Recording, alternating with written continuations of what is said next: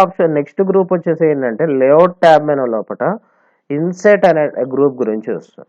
ఏంటి గ్రూప్ వచ్చేసి ఇన్సెట్ అనే గ్రూప్. ఈ ఇన్సెట్ అనే గ్రూప్లో వచ్చేసి మనకి ఏముందంటే పిక్చర్ అని ఉంది, షేప్ అని ఉంది, టెక్స్ట్ బాక్స్ అని ఉంది.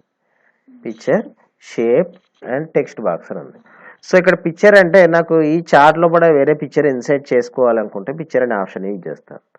సో సెలెక్ట్ చేసి ఓకే ఇవ్వగానే నాకు ఏం జరిగింది, ఆ చార్ట్ ప్లేస్ లోపల అంతా రీప్లేస్ అయిపోయింది కదా.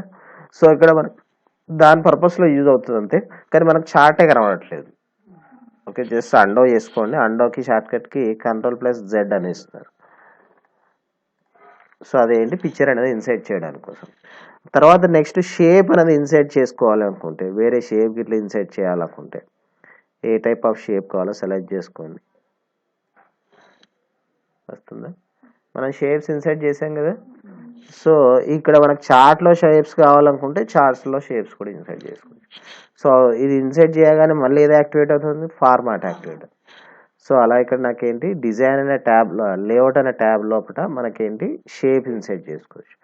లేదా టెక్స్ట్ బాక్స్ అంటే పైన చార్ట్ టైటిల్ ఇట్లా రాయాలనుకోండి, క్లిక్ చేసి డ్రాగ్ చేసి మనం రాసుకోవచ్చు.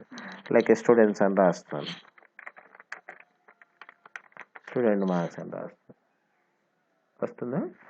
సో అంటే దాని యొక్క పర్పస్ వచ్చేసి ఏంటి, దేని గురించి యూజ్ చేస్తాం, లేఅవుట్ ట్యాబ్ లోపల టెక్స్ట్ బాక్స్ అనేది ఇన్సైట్ చేస్తాం. లేఅవుట్ ట్యాబ్ లోపల టెక్స్ట్ బాక్స్ అనేది ఇన్సైట్ చేస్తాం. సో ఇదంతా గ్రూప్ని ఏమని కాల్ చేస్తాం అంటే ఇన్సెట్ అనే గ్రూప్ కూడా చేస్తాం. ఇది లేఅవుట్ ట్యాబ్ లోపల ఇన్సెట్ గ్రూప్.